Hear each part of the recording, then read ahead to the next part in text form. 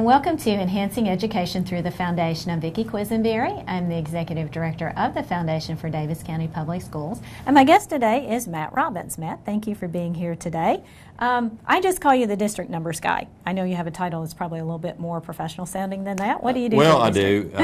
My official title is Assistant Superintendent for Finance and Operations. Okay, so you take care of all the money things. I'm still the numbers guy. You're still the numbers guy. Yes. Okay, well, something else that I wanted to talk to you about today, I know you've been here a little longer than I've been in my position, and you were around when the foundation first started. I was wondering if you could give us a little bit of history about that. Okay, well, the need for the foundation is really twofold. First, from a legal standpoint, we needed an organization separate from the Board of Education that was established to receive tax-deductible contributions from individuals and corporations. And then also we have a lot of grants that we apply for that require us to have a foundation established.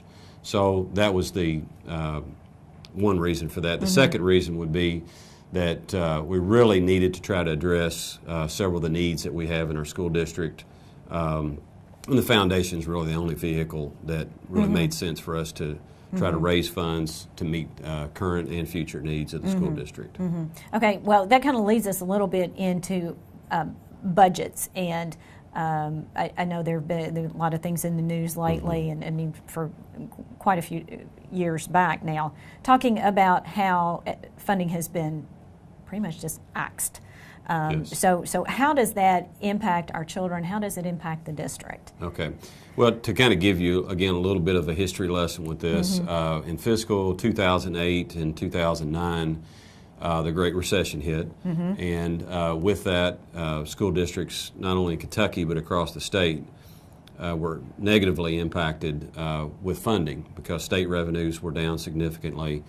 And with that, we saw a lot of the essential programs, frankly, that benefited students were cut significantly. In many cases, were reduced. We're just now getting textbook instructional resource funds back from the state in this year's budget.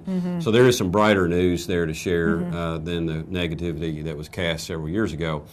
But also, the district used to have funds set aside to meet requests from the schools called needs assessment. We used to do that annually, and now that we don't have funds available in the budget to meet those needs, it's really a process that we're no longer utilizing.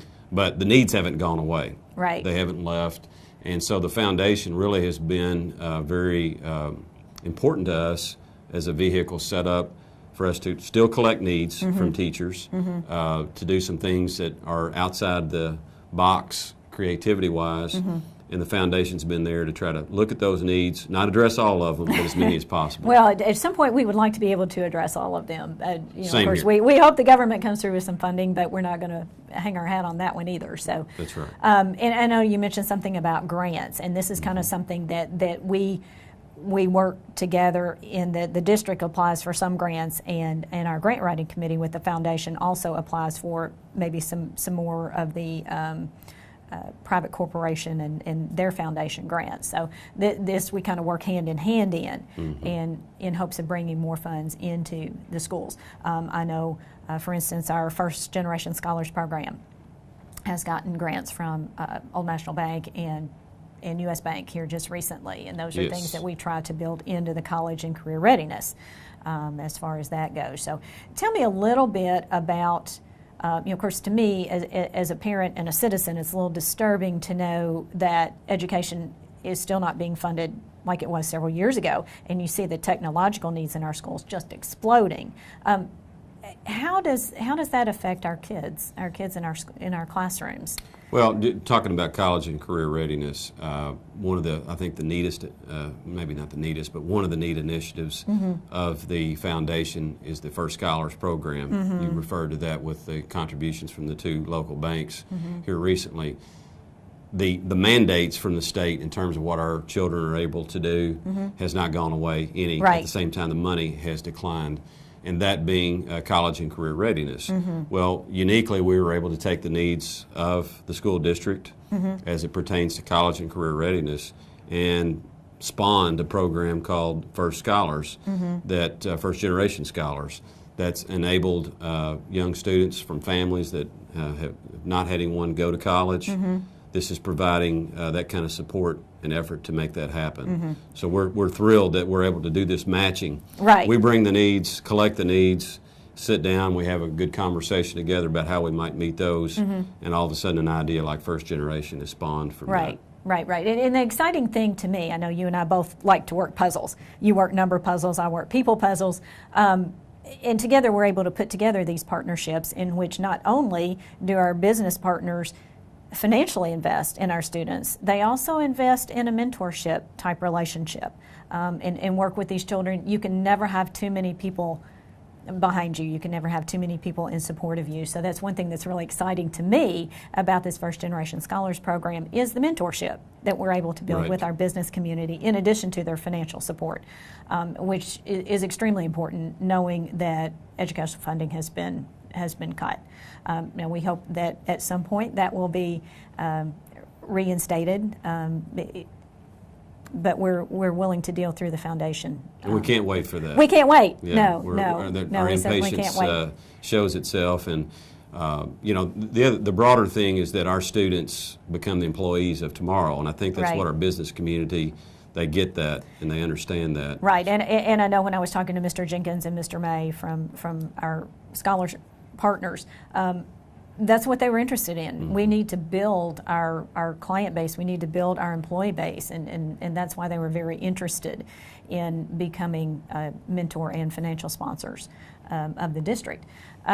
We've got a lot of other things that we work with. The one thing that the foundation tries to do is be flexible. So when you bring us needs, we try to fit those with what the business community wants to give back. So we've got several different things that are out there.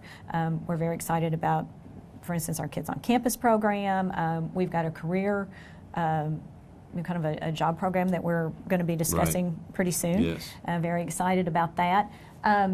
We've got a lot of things building partnerships with the business community, so we want to encourage folks to enhance education. And I know one of the stories that kind of helps me put it all into perspective.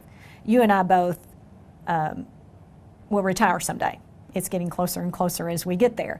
And I know I paid into Social Security, but the government's only going to give me a certain amount of money on which to retire through Social Security. Well, I can guarantee you that my husband and I have invested in a retirement plan. That's kind of the way I like to explain this to people, that yes, the government tells us what we should be able to do. And the puzzle man that you are, you've done a great job providing funds to our schools to keep the lights on, keep the teachers in the classroom, keep the buses running, and the basics, the essentials, the basics. And where I come in is putting the pieces of the puzzle together that give our students extra opportunities, that give them enhanced education. Our Kids on Campus put kids on college campuses that are interested in possibly going to college. And with some of our other things. Our innovation grants with our teachers, we try to reward those who are innovative and creative in the district. So anyway, we just kind of wanted to tell folks a little bit about how Matt and I work hand in hand for the district, for our 11,500 and something kids. We want to make sure that each one of them receives the very best education that they can.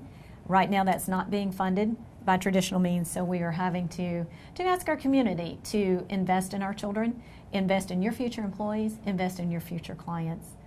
And give me a call. You can reach me at 270-231-5583 or at the email address that's scrolling across your screen right now. And we thank you for joining us at Enhancing Education Through the Foundation. I want to thank our guest today, Matt Robbins, for being here with us. My pleasure. I'm going to let you get back to your numbers. Thank you.